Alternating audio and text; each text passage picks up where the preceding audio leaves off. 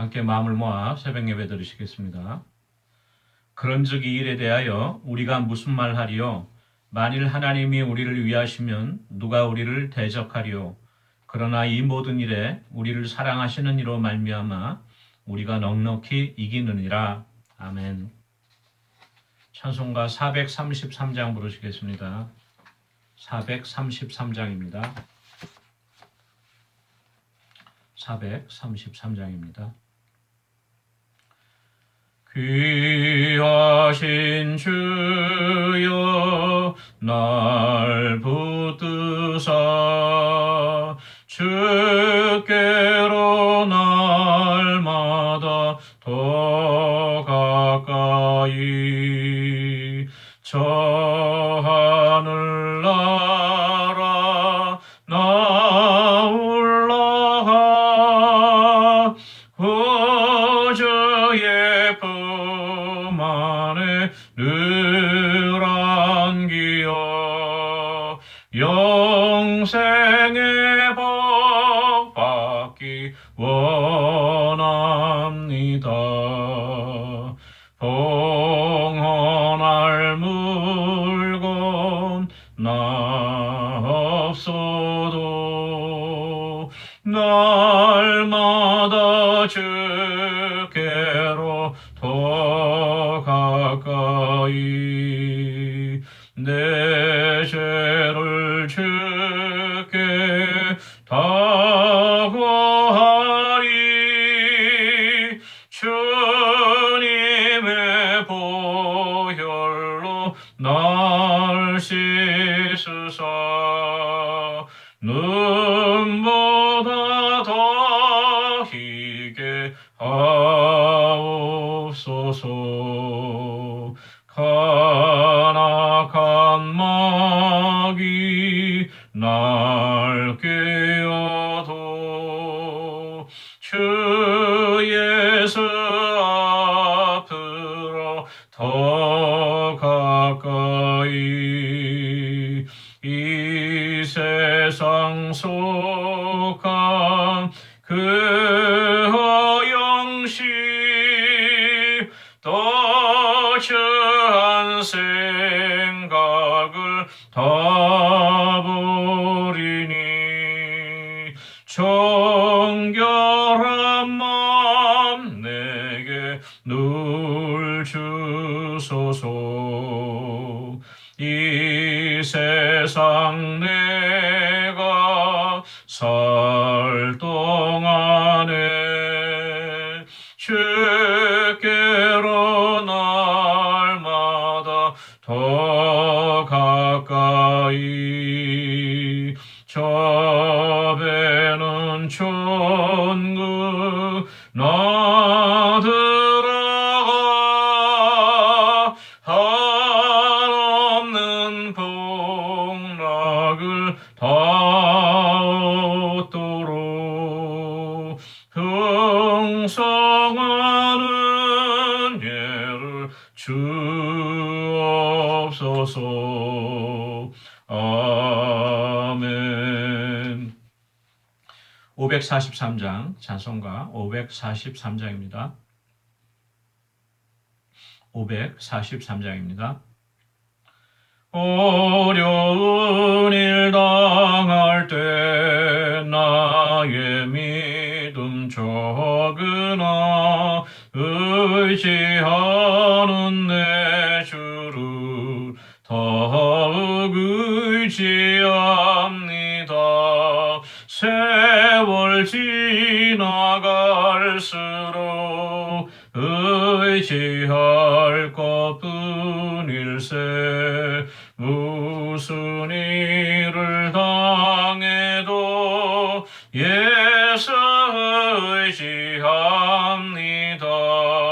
성령께서 내 마음 밝히 비춰주시니 인도하심 따라서 주만 의지합니다. 세월 지나갈수록 의지 의지할 것뿐일세. 무슨 일을 당해도 예수 의지합니다. 밝을 때의 노래와 어두울 때의 기도로 위태할 때도 주께 간구합니다. 세월 지나갈수록 의지할 것뿐일세. 무슨 일을 당해도 예수 의지합니다. 생명이 있을 동안에 예수 의지합니다. 천국 올라가도록 의지할 것뿐일세. 세월 지나갈수록 의지할 것뿐일세. 무슨 일을 당해도 예수 의지합니다. 아멘. 하나님의 말씀은 구약성경 시편 56편 말씀입니다. 시편 56편 제가 하고 있는 성경으로 843페이지에 있습니다. 842페이지에 있습니다. 시편 56편 말씀을 함께 읽겠습니다.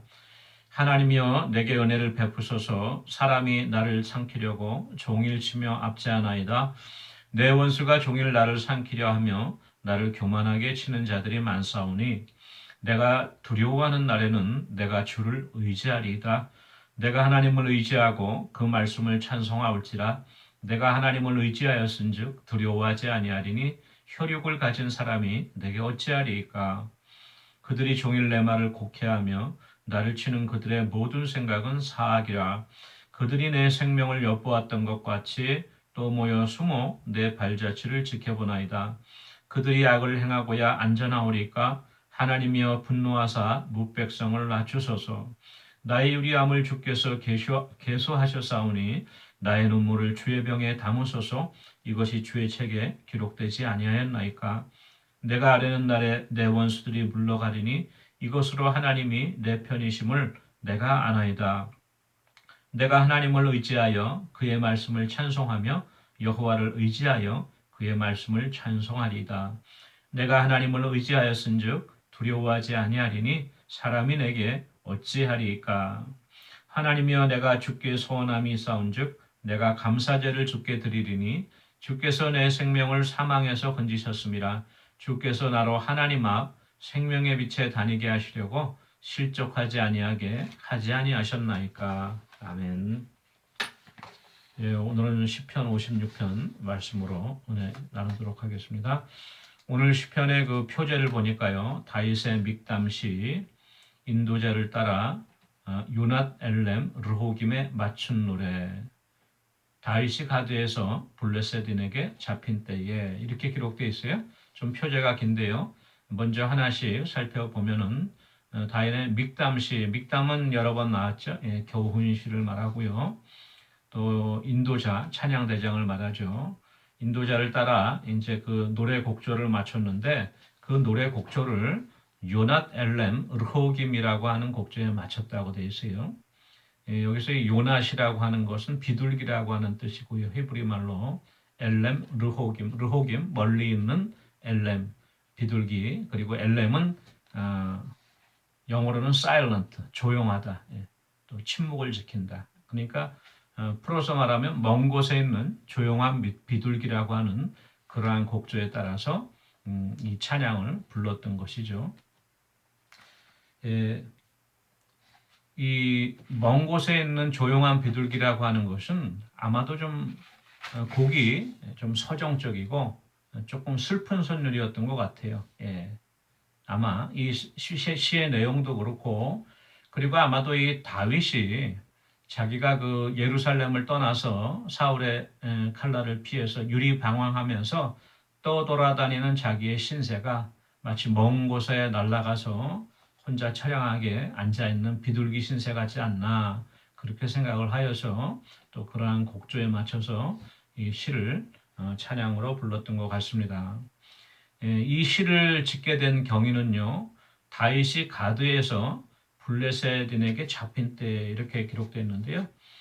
이 내용은 저희가 잘 아시다시피 다윗이 아무래도 사울 곁에 있다가는 죽음을 면치 못하겠으니까 이리저리 도망을 다니다가 아무래도 사울을 피하기가 힘들 것 같아요. 그래서 이스라엘의 대적인 적군인 블레셋에게로 내가 만약에 피하면 오히려 안전하지 않겠는가 해서 블레셋으로 피신을 하죠. 그때 이제 블레셋 사람들이 다윗이 블레셋 지경에 온 것을 가드왕 아기스에게 구합니다. 그래서 가드왕 아기스가 이 골리앗을 쳐 죽였던 이 다윗이 말하자면 자기들의 절천지 원수죠. 왜 다시 우리나라로 왔는가 해서 이제 미심쩍은 눈으로 바라보죠. 그래서 다윗이 그때 궁여지책으로 미친 척하죠. 그래서 수염에 침을 흘리면서 문짝에다가 뭐를 극적극적하고 그런 광인의 행세를 했습니다. 그래서 그 위기를 모면하였는데 그 무렵이에요. 그 블레셋 사람들에게 갇혀 있을 때 다윗이 이 시편으로 자기의 마음을 하나님 앞에 고백하였던 것을 우리가 알 수 있습니다. 먼저 1절 말씀 보니까요. 하나님이여 내게 은혜를 베푸소서 사람이 나를 삼키려고 종일침이 앞지하나이다. 나를 삼키려 한다고 했어요. 얼마나 그 궁급했는지. 2절에 내 원수가 종일 나를 삼키려 해가 뜰 때부터 해가 질 때까지 종일토록 나를 삼키려고 기회만 있으면 나를 잡으려고 그렇게 다녔다는 것이죠. 3절 말씀에 내가 두려워하는 날에는 내가 주를 의지하리이다. 예. 그래서 이렇게 원수들이 나를 종일 사로잡으려고 수색하고 다니니까 내가 신변의 위협을 느끼고 참으로 그 두려움이 많습니다. 그렇지만도 내가 이 두려워할 때 이 두려움에서 그치지 않고 내가 하나님을 의지하겠습니까? 이렇게 고백하는 것이죠. 다윗은 다른 방법이 없었어요. 예. 사울의 그 많은 군사를 무찌를 수 있는 방법도 없었고요. 곳곳에 산지에 있는 자기를 대적하는 블레셋 사람들을 무찌를 힘도 없었던 것이죠. 오직 의지할 수 있는 분은 한 분 하나님밖에 없는 것이에요. 우리가 인생에 큰 어려움을 만나죠.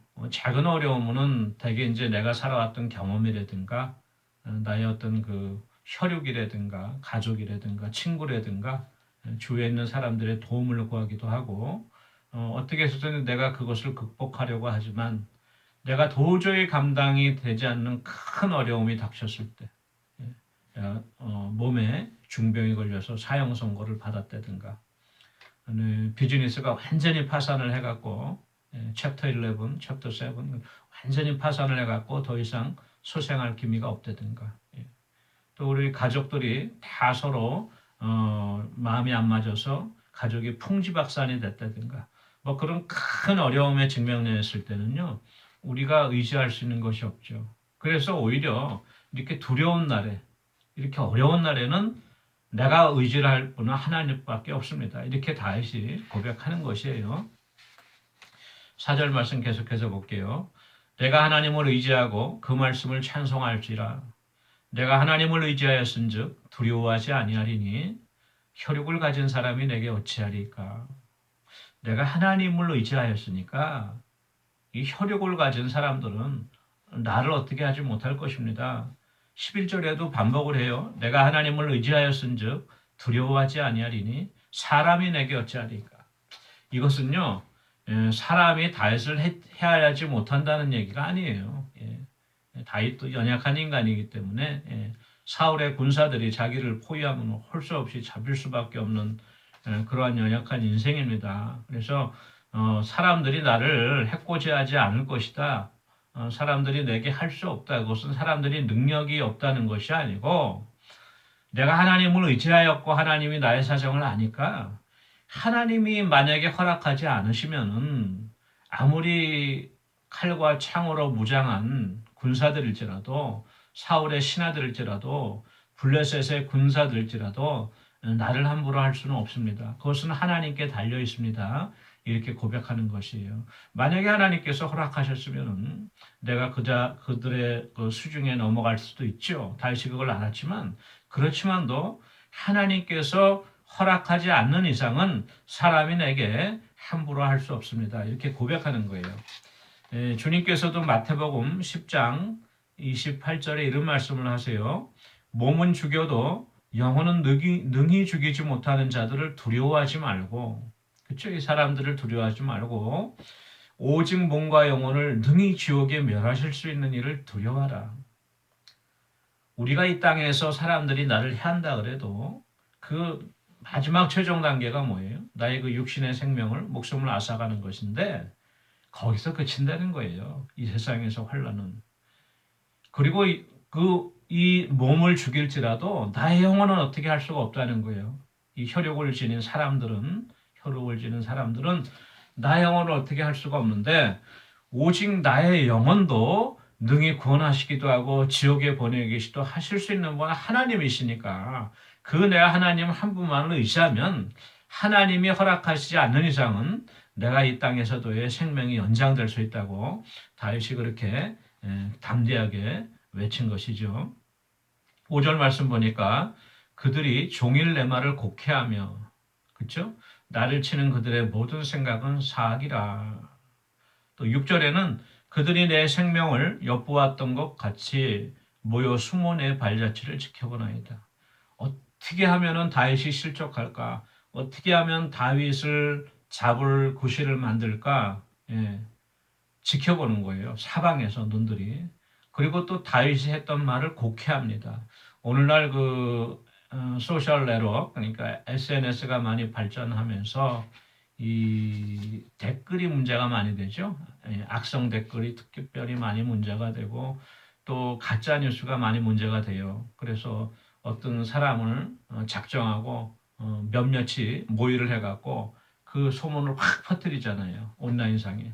순식간에 그 내용이 다 그냥 인터넷을 타고 다 전파가 됩니다.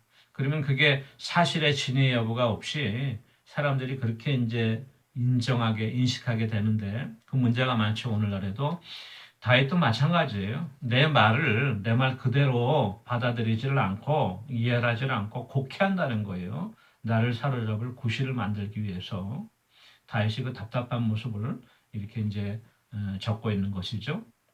7절 말씀. 그들이 악을 행하고야 안전하오리까 하나님이여 나의 눈물을 주의 병에 담으소. 안전하오리까 하나님이여 분노하사 뭇백성을 낮추소서. 계속해서 8절 말씀. 나의 유리함을 주께서 계수하셨사오니 나의 눈물을 주의 병에 담으소서. 이것이 주의 책에 기록되지 아니었나이까. 5절에서는 악을 행하고는 하나님의 심판을 반드시 벗어나기가 불가피하다, 안전하지 않다, 그렇게 말씀하시면서 하나님이요, 그래서 진노하사, 분노하사 그 악인들에 대한 죄가를 형벌을 달게 받게 해주십시오. 이렇게 이제 하나님께 아뢰는 거예요. 그러면서 이제 8절 말씀에 이렇게 말씀하시죠.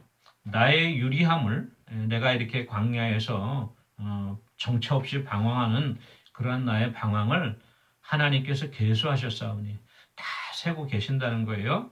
나의 눈물을 주의 병에 담으소서. 은혜되는 말씀인데 나의 눈물을 주의 병에 담으소서. 이 주의 병이라고 하는 것은 뭐 우리가 알고 있는 그런 어떤 김치병 같은 그런 유리병이 아니고 가죽 부대를 말하죠. 가죽 부대에서 물을 담을 수 있는 그 수통을 말하는 것인데 그 광야에서 헤매고 다닐 때 내가 그 물통을 차고 다니듯이 그 물통에다가 나의 눈물을 하나님께서 일일이 세갖고 담아주신다는 거예요. 이것이 주의 책에 기록되었다. 생명책에 기록되었다. 하나님께서 나의 일거수일투족을 다 아실 뿐만 아니라 나의 안고 섬을 아실 뿐만이 아니라 나의 마음의 생각도 아시지만 나의 눈물도 다 세고 계시다, 헤아리고 계신다고 하는 다윗의 고백이고 또 하나님의 위로인 것이죠. 이 고대 유대인들의 풍습에 따르면요, 친구라든가 가까운 지인이 가족이나 세상을 떠났을 때에 그 고인에 대한 그 죽음을 슬퍼하면서 그 눈물을 흘리면 그 눈물방울들을 병에 담는 풍습이 있었을 거예요. 그 병에 담아갖고 그 친구나 고인의 무덤에다가 그 병을 놔두고 고인에 대한 평소 자기의 그 사랑과 그 안타까움을 표현하는 것이죠. 다윗도 아마 그러한 상황을 알았기 때문에 내 눈물을 병에 담았다고 표현을 한 것 같습니다. 저는 이제 이 구절 특별히 나의 눈물을 주의 병에 담으소서 이 구절을 보면서 생각나는 한 분이 계신데요. 바로 한국의 영등포 장로교회에 오랫동안 또 목회하시고 그 전에는 또 젊은 시절에는 중국에서 선교하시고 산동 지역에서 중국이 이제 모택동에서 공산화되고 나서도 선교사들 외국 선교사들이 서양 선교사들을 다 철수했어요. 철수했는데 마지막까지 남아 계시다가 최후로 중국에서 나오신 분 중에 한 분이 방재일 목사님이시죠. 영등포 교회 잘 아시는데 100수 이상 하셨죠. 그래서 100살 되던 때에도 설교도 하시고 강연도 하시고 정정하게 활동하셨어요. 그 방질 목사님이 자기의 어떤 그 일생을 돌아보면 어떤 회고로 또 간증집 비슷하게 낸 책이 있는데 그것이 제목이 나의 눈물을 주의 병에 담으소서 이거예요. 이 말씀을 방재일 목사님 말씀하시면서 목사님이 얼마나 그 하나님을 향한 사랑이 깊고 또 거룩하고 성결하게 사시고 성교를 위해서 헌신하신 분입니까? 또 목회에 헌신하시고 우리가 따라가기 힘든 그런 거룩하게 살고자 하시던 그 모범이었는데 이 목사님이 그래요. 믿음이 깊어지고 신앙의 경륜이 더해 갈수록 느껴지는 것은 나는 더욱더 하나님 앞에 쓸 수 없는 죄인이다. 그렇죠. 물론 용서받은 죄인이지만 이전에는 보이지 않던 죄, 내가 죄라고 생각하지 않았던 것이 하나님께 내가 더욱더 가까이 갈수록 거룩한 하나님 앞에서 현미경으로 들여다보는 거죠. 이전에는 보이지도 않던 것들이 나의 모습이 드러나서 그저 하나님 앞에 눈물로 가까이 갈 수밖에 없다. 회개할 수밖에 없다. 그 눈물뿐이 안 나온다. 그 말씀을 하세요. 시간이 갈수록. 그래서 이제 제목을 나의 눈물을 주의 병에 담으소서인데 그 방질 목사님 생각이 납니다. 다윗도 마찬가지고요. 이 땅에서 우리가 살면서 하나님으로 예수를 믿는 것으로 인해서 많은 사람들에게 오해당하고 오해받고 핍박당하고 불이익당한 경우가 많고 또 나의 어떤 잘못으로 인하여서 실족할 때도 있지만 그 모든 나의 삶, 그 유리방황했던 그 삶 가운데서 내가 남몰래 흘렸던 눈물 한 방울까지도 하나님께서는 계수하시고 세고 계신다, 위로해 주신다고 하는 그런 위로의 말씀인 것이죠. 마지막으로 13절 말씀 볼게요. 주께서 내 생명을 사망에서 건지셨습니다. 주께서 나로 하나님의 앞 생명의 빛에 다니게 하시려고 실족하지 아니하게 하지 아니하셨나이까. 하나님께서 내 생명을 사망에서 건지셨다. 사울의 칼날에서 가두왕 아기스의 칼날에서 원수들의 창과 또 활 속에서 나를 건져주시고 그 사망 가운데서도 나를 생명으로 일으켜 주셨다. 생명의 빛을 향하여 빛 가운데 다닐 수 있게 하시고 내 발이 실족하지 않게 하셨다. 이렇게 다윗이 마지막으로 고백하고 있습니다. 우리가 하나님의 손 붙잡고 믿음으로 한 걸음씩 주님과 동행할 때에 우리의 크고 작은 어려움이 있지만 우리가 능히 극복하고 하나님께서 저희들에게 승리를 주실 줄 믿습니다. 그러한 은혜가 저와 여러분에게 함께하기를 원합니다. 우리 같이 기도하는 시간 갖도록 하겠습니다. 우리 신윤성 목사님 영육간에 늘 강건하시고 성령 충만하셔서 말씀 힘있게 증거하시고 우리 성도님들 사랑으로 위로하며 돌보실 수 있게 우리 담임 목사님 위해서 기도해 주시고요. 우리 성도들의 사업장과 일터, 또 우리 건강을 위해서 우리 기도하기 원합니다. 김종순 신옥자 원사님 투석치료, 박한나 원사님 무릎, 노명자, 또 정수경 원사님 허리 위해서, 그리고 김대성 원사님 팔목을 위해서 같이 기도하기 원합니다. 기도하시겠습니다. 사랑해 주님 은혜를 감사합니다. 우리 신윤성 목사님 늘 성령으로 충만케 하시고 아버지 무더위 가운데 건강 지켜주시고 영육간에 강건케 해주셔서 늘 말씀 힘있게 증거하며 우리 성도들 사랑으로 돌볼 때 지치고 피곤치 않도록 하나님 붙잡아 주시옵소서. 사업장과 일터에 형통의 복을 더해 주시고 아버지 하나님께서 환난 당할 때 능히 피할 길을 열어주시며 아버지 우리의 모든 쓸 것을 아시는 주님께서 풍성하신 은혜대로 우리의 모든 필요한 것들을 공급하고 채워주시옵소서.